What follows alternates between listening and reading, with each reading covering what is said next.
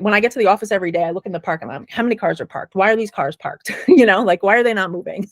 Why are they not making money?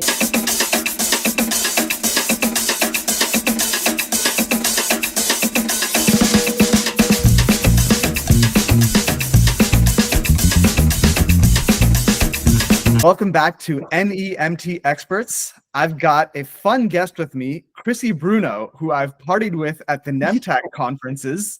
Chrissy, how you doing? I'm very good, very good. Those parties are the best. They indeed are, those Bambi parties.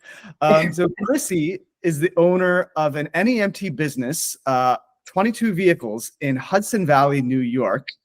And Chrissy, before you owned your NEMT business, you were doing bookkeeping for a transportation business, and you got this expertise on taxes and taxis and 1099s, W-2s, how to structure your NEMT business.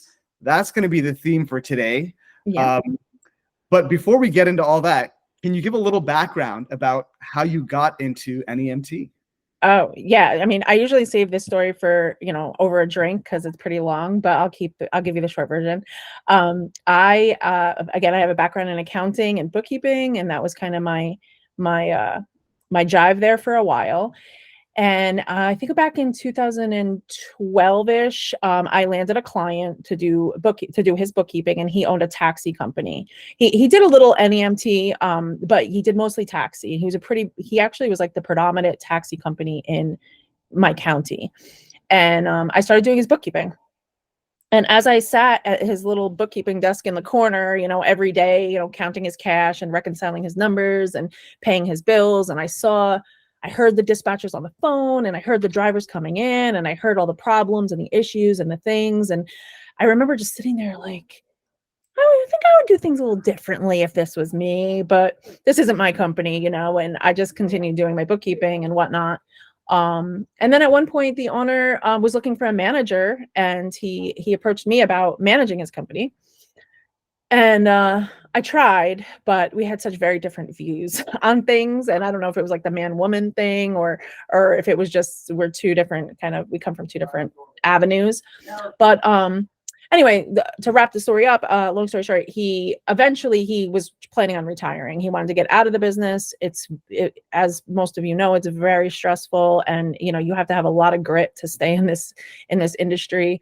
And he was just running out of grit, and he knew he eventually wanted to retire. So him and I started talking, and I opened up a company. There was a small taxi company for sale in the area, and they were like rivals. So he wouldn't sell to my mentor, to my client. So my client was like, you should buy him out. And I'm like, why the heck would I buy a taxi company? I'm a bookkeeper. I don't know. But he convinced me to buy this taxi company and assured me he would help me finance it and all these things. And I'm like, but then I'm going to be your competition. And he's like, I'm not worried about that. Well, 3 years later, he started getting worried because my business started surpassing his business and kind of knocked him out of the water, so to speak. And he eventually approached me and was like, you just want to buy me out? And I was like, okay, let's do that. And so then I ended up in this family, and I still do bookkeeping. It's just my heart, and I just love numbers, and I love working with numbers. But the taxi NEMT business really takes up most of my time. Wow. So that's the long story and the short story, I guess. That's a story. You sort of fell backwards into this, and then you're like an underdog rising up story. Yeah, exactly. It's a pretty unique story. Yeah. So let's get into structuring your NEMT business. One of the big questions people have is, how do I pay my drivers? 1099s, W-2s. It's a question that keeps coming up and up again. You're pretty active in the online communities of NEMT where you see people asking about this stuff. I'll let you go at it and answer that. Oh yeah, I'm so passionate about this because every time I see these comments on the NEMT websites, I jump right in. I get so passionate about it.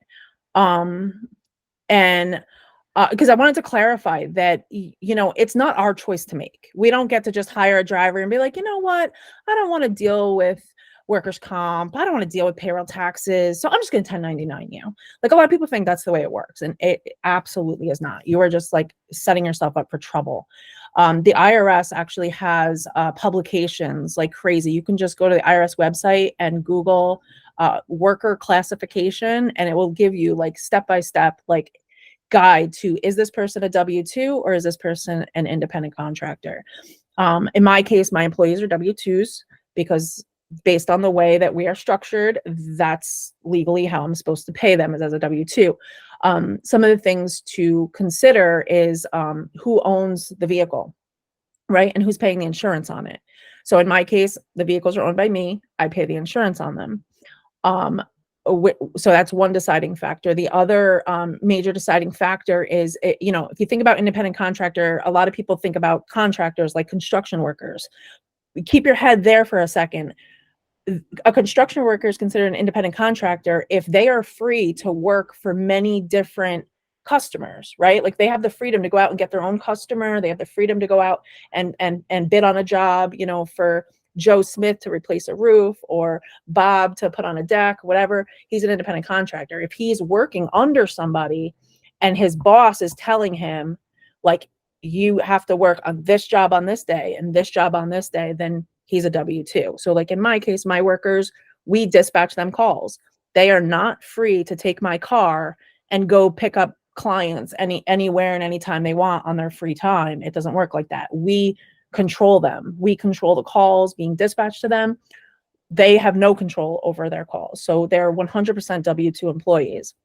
I feel like the only way drivers, like, there's been some publications and some TSB memos on the IRS website about drivers specifically, because it does get a little shady that, okay, what if they are using their own car?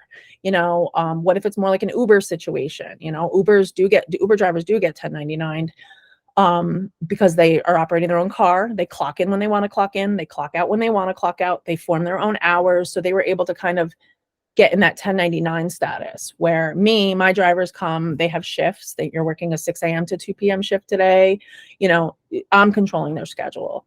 So you know, you kind of have to evaluate that, but definitely check out the IRS website and make sure you're doing it properly so you do not get in trouble later on. It will catch up to you. You'll get fined. You'll get penalties. You'll have to go back and pay all the taxes.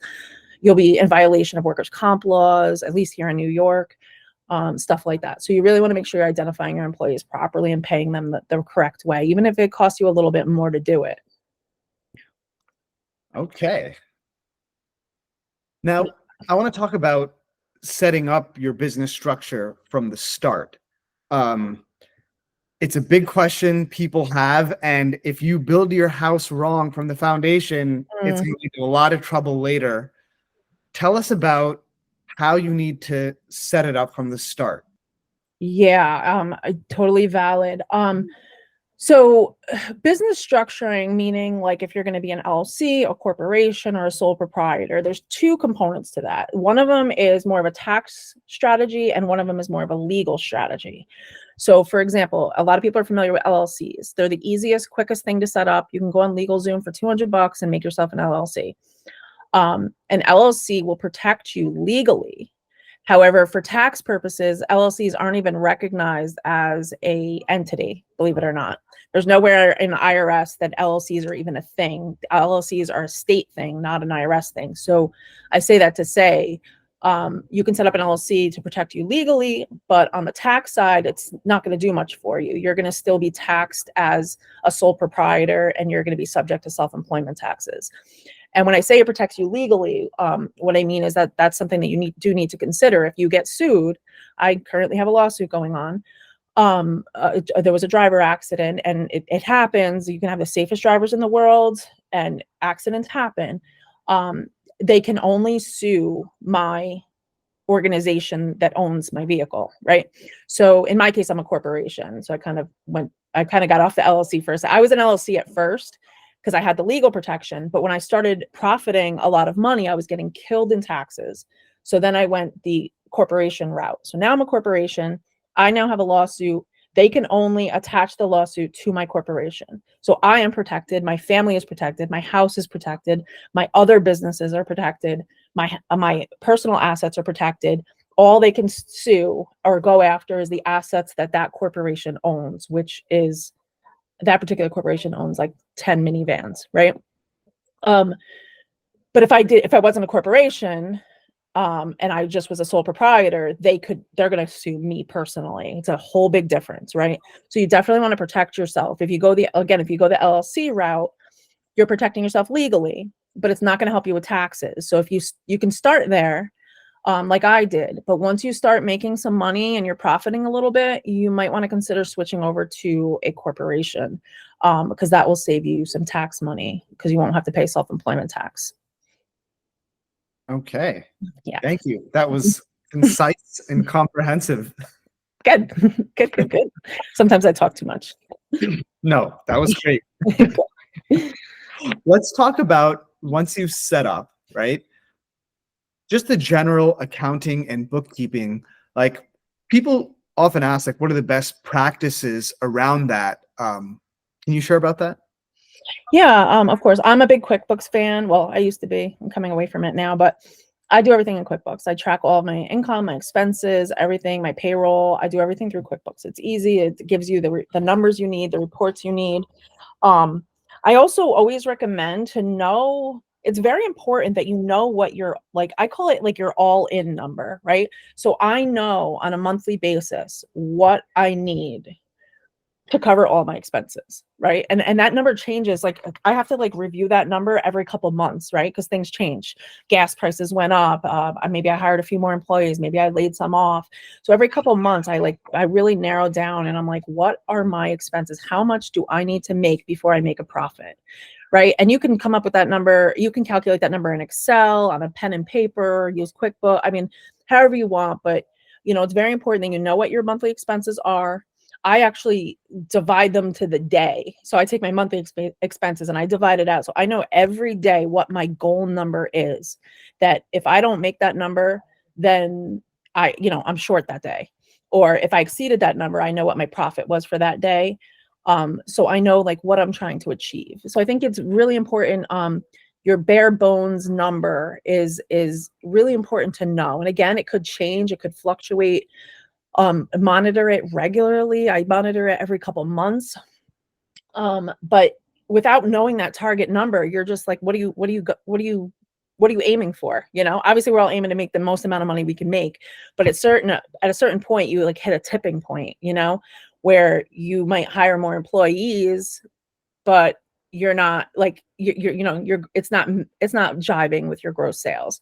So you need to kind of figure out where that balance is. And you're never going to know if you don't know what your magic number is. So I think that's important. And this target number for revenue, like, you track this on a daily basis, like every day I need to hit this number, or do you sometimes aggregate it more like, oh, this week I need to hit this number, or this month? I track it every day. I keep an Excel spreadsheet every day of what my revenue is and what that daily expense is.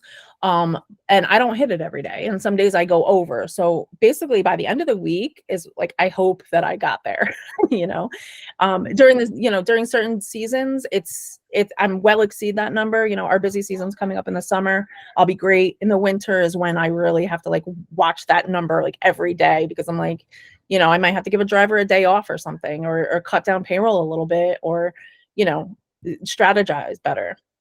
Okay, so here's the question. How do you decide what that number even is?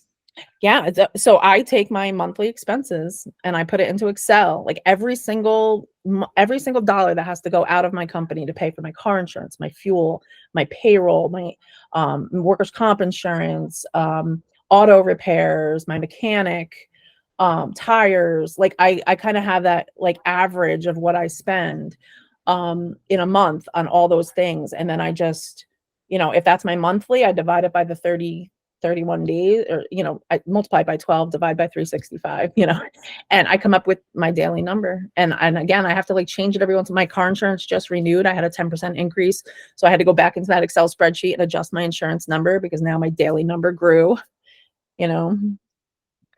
So is it the break-even number? Is Yeah. that what it is? Yeah, my break-even number. Okay, gotcha. Yeah, but so it's surprising a lot of business owners don't know what that is. Like if you ask a business owner, what's your monthly break-even number? Oh, so many people don't know. And I'm like, well, how do you know if you're making money or not until it's already over? Don't wait for the month to be over to be like, oh crap, like I lost $5,000 this month. Like know it ahead of time. Like, we need to strategize and fix something so we don't get to the end of the month and we can't afford to pay our bill. You talk with a lot of other business owners, I imagine. Yeah. Um, do you consult them on these kinds of like sort of accounting and bookkeeping practices and everything? Yes, I do.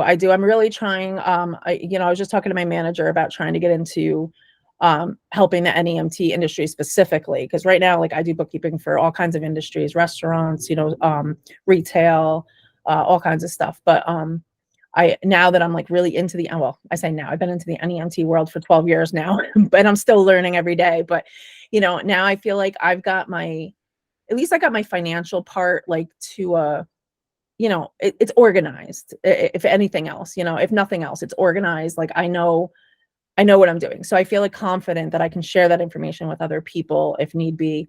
So I will be offering some like NEMT bookkeeping consultation kind of things, or startups, that kind of stuff in the near future. Cool. And anyone who wants to get in touch with Chrissy, I'm putting her contact info in the description of this video. Thank you. Yeah, and you always have to, like I said, like knowing that magic number too, because you always kind of have to know, like, how many cars do I need? Like, I think that's like a big thing too. Like I still struggle with that. Like, do I have too many cars on the road right now, or not enough? Do I have too many drivers, not enough drivers to support? If you're just in the NEMT world, it's a little easier to strategize because you know your roster ahead of time, right? Like I know today what tomorrow's going to look like for the most part.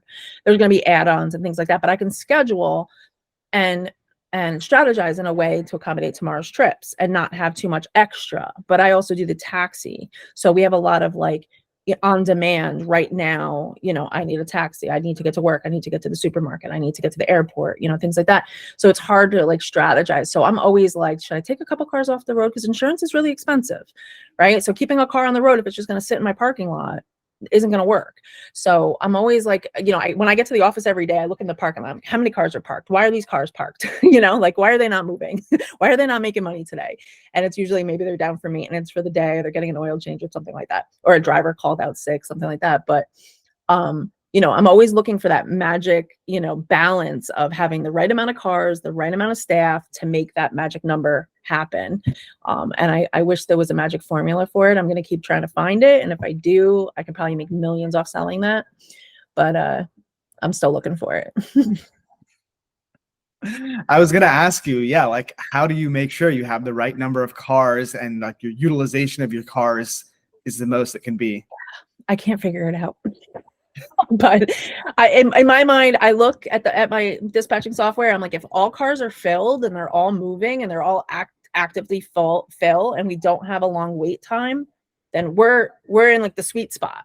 But then sometimes I look at the dispatching and it might be like, we might be slow for that time. And I have 3 cars just sitting out there, not moving. The drivers are just waiting for a call. And I'm like, crap, like you don't want those cars sitting, but you also don't want a 3-hour wait time. So and that's the hard part with the taxi industry. The NEMT, like I said, is easy to strategize. Once I got into the taxi industry, I'm like, this is a little more challenging, right? Because it's not consistent. There are times of the day where we have an hour wait for a taxi, and then there are times of the day where I have drivers sitting waiting for your phone call, and we can accommodate you within a minute. And it's like, it's really tough. It's really tough. When you say an hour wait for a taxi, like what is that? All my cars are moving and like they already are like booked up. Like my driver might have 3 calls ahead of you that are waiting for taxis before I can get to you, So we do use IVR and app bookings and things like that. We encourage our clients to kind of book ahead of time so that we can know to reserve that spot for you. It's easy if a client knows, at 2:00 I need a taxi. Well, let me know that now, and I can make sure you have a taxi at 2:00. But if you call me at 2:00 and say I need a taxi now, my drivers might already be busy, there are times that every single one of my cars is moving and they're actively moving. And then it's like, after you're done with that call, I already have a follow-on call for you. Like, and then it just trickles. And then I'm like, sorry, we have like an hour wait for a taxi. I mean, we're reducing that, like one of my goals is I keep monitoring that, and I'm trying to keep the wait time low. But again, it's that balance, because, if I add another driver, okay, now I have to add another car, right? All this costs me money. Am I good? And maybe it's only for that. Maybe it's like just that 1 hour that we fell behind. And now in 2 hours, that driver's going to be sitting there doing nothing. So it's like, so one thing I do, which my manager had this idea, which I think is great, is have a dispatcher driver, somebody that can multitask. So there are times that I will hop on the desk and take over dispatching, and I'll have my dispatcher go out and drive to catch us up if we get in like a jam. Or I'll go out and drive. Like if I'm here at the office and I hear them tell people there's like an hour wait, I'm like, no. I will go hop in a car if nobody else can, and I will go drive and help these clients get where they have to go. So I think it's important to be able to multitask your employees.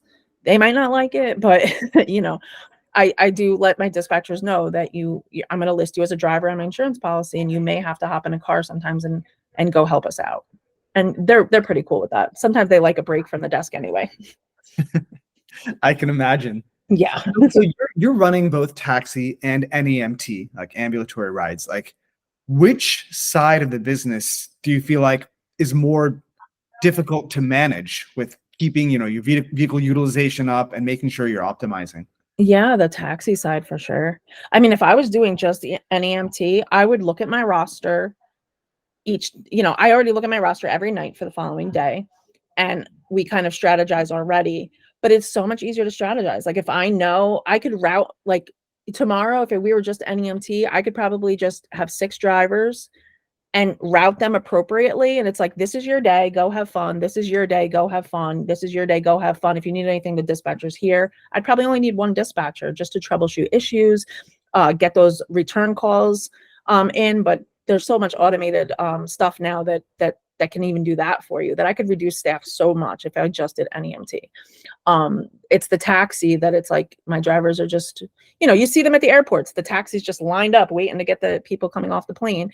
I mean, we're pretty far from the local airports, but it's the same idea. Like sometimes my drivers will just sit outside the supermarket and, wait for a customer to come out, or wait for the next call, that the dispatcher dispatches them. But it's very hard to regulate it. It's very hard to strategize with it, because you don't know. Someday, for example, today's May 2nd. Tomorrow we're expecting to be really busy. It's the 3rd of the month in our area. A lot of people get their checks, their assistance checks on the 3rd of the month, and everybody goes grocery shopping. They go to Walmart, they go do their thing. So tomorrow we're going to bulk up on our staff. We're going to be busy. We're going to have a great day. But today, no idea. Like I have no idea what kind of day it's going to be. I know what my medical day, my NEMT side is going to be, right? Because it's already pre-planned. We already know who's going where, how much I'm getting paid for it. I can kind of know already like what my day looks like and strategize my payroll accordingly. But on the taxi side, I can't. It's like a risk every day. I could put 7 cars out on the street and I hope they all stay busy all day, but they might not. So let me ask you this, like on a per vehicle basis, which side of the business is more profitable, taxi or NEMT? For me, it varies. For me right now, the NEMT side, because we generally get like more consistent and bigger trips. Like we do trips for some methadone clinics, and they're like an hour, they're like 90 miles away, right? And we get paid by the mile. So, and those are consistent, like every single day we get those trips. So those are great. On the taxi side, it's like we're usually our minimum fare is $8, right? So sometimes drivers are running around doing $8 calls for hours. And how much are you really making? I have an NEMT driver that can make $8 in half a second, right? Like on a big call. So It's like I can have an NEMT driver go take 2 hours of their day to do a $300 trip, and a taxi driver might be doing $8 calls for 3 hours. They're nowhere near that number. But then on the taxi side, sometimes we get, a $400 trip going to the airport or something like that. And, it's a good day. So And in the summer in my area, we get a large volume of the Hasidic community. There's a lot of camps here. They come in and they don't bring their cars with them. So they rely heavily on us. And we're one of the only taxi companies. We're the only legal taxi company in our county, in our municipality, I should say. We have medallions, etc. So in the summertime, we're really busy with the taxi side of things. And then it might supersede the medical side, the NEMT side. Okay, gotcha. Yeah, because I was wondering, like, if NEMT is easier to manage and it's more profitable, why not just shift focus? But I guess with the taxi business, you have these like random sort of seasonalities that can boost up. Yeah, I mean the taxi side is good. It's just more challenging, you know. And I think I'm still new to the taxi side. I've only really, I bought out my mentor in January of 2021. I think January 2021, I think I bought him out. And he did I did mostly NEMT, and just like if my drivers were in between NEMT calls and a taxi call came in, sure, of course, like why not? We'll go make $20 or whatever. But we focused primarily on the NEMT. And then when I bought him out, he was, 85% taxi and only like 15% NEMT. So it was like a whole game changer for me. And sometimes I'm like, why did I even do this? Like I should have just stuck with NEMT because this is a headache. But I love a good challenge, and I'm gonna figure it out. And then I can share my expertise with everybody. Interesting. I mean, just generally, would you recommend people who are in NEMT running a fleet of whatever, 5, 10 vehicles, like, is it a good idea to explore expanding into taxi? I have 2 corporations. I have one that is taxi, and my vehicles are taxied. They're medallioned in my municipalities, and they're licensed to do taxi. And then I have another corporation that does my NEMT that has a contract with, almost a contract with my broker in my state, and only those cars can do my NEMT work. So they do kind of sit around and wait, or I can have them flip into a car, because some of my employees work both companies, if that makes sense. It's a little complicated internally, but we have it pretty organized where this company does that and this company does that, and then you can the employees can hop on payroll over here, clock in, and go do some taxi calls, and then go back over to NEMT if they need to. So it's a little complicated, but okay. Yeah. Going forward, like, I don't know, 5 years from now, where do you hope to be with your NEMT and taxi business? I hope to provide some more consultations and consulting work in the background a little bit, as I'm learning so much, and I just want to like share with everybody. But I hope to just continue to grow. The softwares like Bambi and the other ones out there just are evolving so much, and they're able to just really open up like doors for us. Like we were very old school dispatching for the longest time. The guy I purchased from actually literally up until 2 years ago when I took over, his dispatchers used pen and paper to write down every call. And they used CB radios. I'm not joking. They used CB radios to communicate with the drivers. Hey, you have a pickup at ShopRite, you have a pickup at Walmart. And I'm like, is this real life? So when I took over, I was like all about a little bit of technology, but I started off really on like a base level dispatching system. It didn't have any kind of artificial intelligence or IVR or nothing, but at least it was computerized and not handwritten. And at least it like sent the drivers the call in an app. So we didn't have to have CB radios. And we use cell phones now, right? We don't need CB radios. But now we just signed on with a software, and all you software companies are offering such like high tech stuff. So I'm kind of like, strategizing even with that, because with IVR and all the technology, it's like I can kind of cut back on my dispatching a little bit. My dispatchers can go turn into drivers. I'm not about laying anybody off or anything, but I can repurpose, if you can go drive and the IVR system can take the incoming calls, so I'm really like trying to, I'm a control freak though. That's why I'm in accounting, because I love like numbers. Like 2 + 2 is always going to be 4. You can't tell me any different. So with dispatching, I like to always be the one that's saying, okay, this driver's going to do that. That driver's going to do that. But now I see with technology, they're much smarter than me. The computer can just do all that for you. So I'm hoping in the next couple of years to really just try to trust the dispatching systems and really take advantage of all of the features that they have and figure out how that can increase my revenue and decrease my expenses. And then I can fill in that, like my magic number can go down a little bit and my top number can go up, and then I'll be happy. That would work. So I hope you guys, we appreciate all you software providers for just always coming, hearing us out and seeing like what our needs are and evolving and continuing to grow for us, because sometimes we don't even know what we need. And then you guys are like, I have this solution. And I'm like, I didn't even know I had a problem, but now I know. And you solved it for me. Thank you. So you're welcome. Run, Bambi, run. Awesome.